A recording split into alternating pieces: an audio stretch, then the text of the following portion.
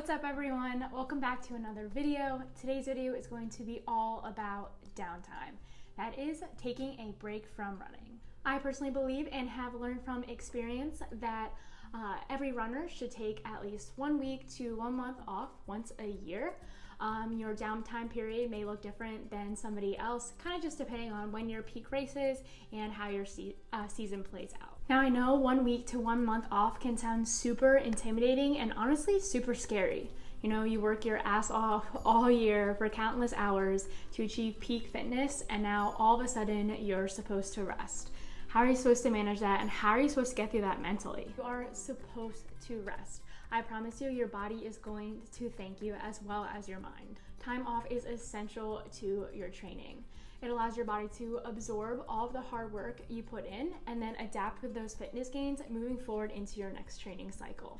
Downtime from running can also help heal any nagging injuries you may have, whether that's a simple ache or a pain. That downtime can allow your body to recover and to rest, and also to prevent any of those aches and pains to turning into any further and real injuries. Going off that, a few weeks off can also help prevent overtraining, and as you probably know, overtraining over time is going to hinder your body's ability to recover from hard training sessions. And the last thing you want is for your body to break down and then for you to have to take even more time off in result, because you didn't allow your body that period of time to rest and to relax and to recover. In addition to all the physical benefits from taking time off from running, there are so many emotional benefits as well. You can use your downtime period to kind of reflect on the past year, training cycle, or season, kind of reflect upon it, regain your focus, and then also start thinking about some goals you might want in the future. Sometimes the time off from running comes at a perfect time emotionally. Running is hard work and it is very mentally taxing. So this downtime period can allow you to free your mind from all of that focus and all of that worry that comes with training and racing for so long at such an intense and high level. That said, you'll most likely return to running with a lot of eagerness and a lot of enthusiasm, which is always super refreshing for your mind, your body, and your heart as you head into that next training cycle. So yes, downtime is incredibly beneficial, both mentally and physically, but that doesn't take away from the challenge that it can sometimes bring to us runners. We go from exercising once a day to sometimes even twice to completely shutting down our bodies for a kind of long period of time that we're not really used to. Additionally, sometimes our downtime can come kind of abruptly when we weren't really expecting it, maybe if an injury pops up or if we didn't qualify for those postseason races like we had hoped to. Okay, so if you are someone who struggles with some time off from running, there are some ways, there are some things that you can do to try and cope and to try and get through it. Running is a big stress reliever for a lot of us. Sometimes that, stress release part of running is the reason why we started running in the first place. So when we have to take some time off, you can try and seek other activities that offer that same stress release as running does, or an activity that kind of comes close to it. The key is to keep your mind busy so you aren't really focusing and overanalyzing this time off and getting in your head and making it more challenging to get through. So for example, during my last downtime period, I made the effort to try to read a couple books. I'm not a big reader, but like I said, you want to try to fill the void that is there now because you're not running every single day. So if you need any recommendations, Let Your Mind Run by Dina Castor is by far my favorite book, just because it was so incredibly life-changing for me.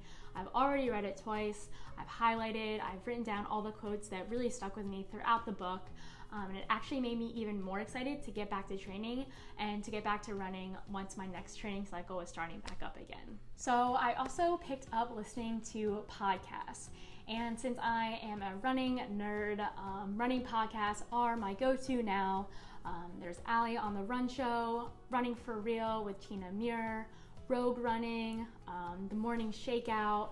There's I'll Have Another with Lindsey Heim. There's so many running podcasts out there that I really enjoy listening to and that I picked up during my downtime period. It allowed me to just focus on listening to the advice and the wisdom on each of those podcasts rather than overanalyzing, the time off from training. But for you, you might be somebody that during your downtime period, you want absolutely nothing to do with the sport, and I completely get that. So there are other podcasts and there are other books as well that you can seek out to keep your mind at ease. So as you know, running takes up so much time. During our training cycles, there are so many times that we have to make the choice to miss like a breakfast date or a coffee date with a friend just so we can get in our long run or our lift or our strength session in. So that being said, with the time off from training, use it to reconnect with loved ones, whether that's spending more time with family members or reconnecting with old friends. You might find that this reconnection actually sparks a new friendship, and a friendship that you'll carry over even when your running starts back up again. Some other hobbies that you could try are like sewing, photography, cooking and baking, drawing, maybe even just binge watching Netflix and just being horizontal all day. You know, it's going to be different for everyone, and the key is to find something that fulfills you the way running does. You just want to keep your mind and your heart healthy and sane while you allow your body to recover before you jump into your next training cycle. You can also use this period of time to work on any weaknesses you may have.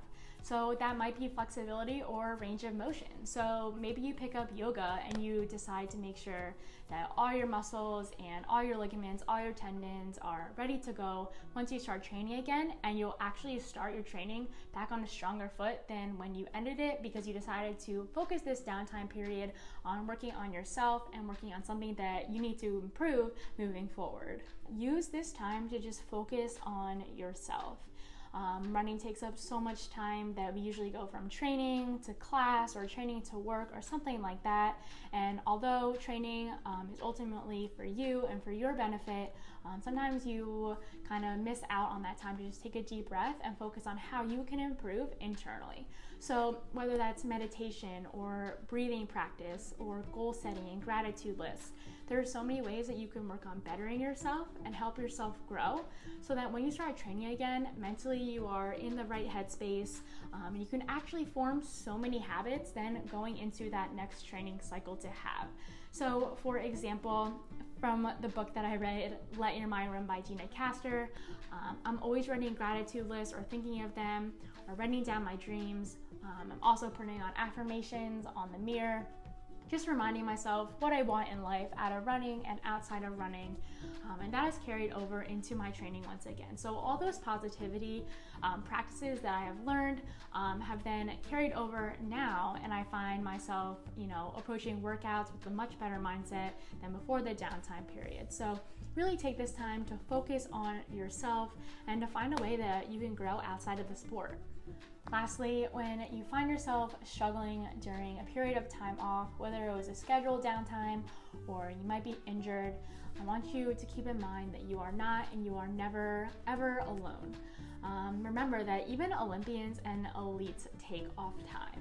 You really got to let your mind and your body rest and recover. You also want to keep in mind the big picture. So with a sport as grueling as ours, it's all about longevity and sustainability.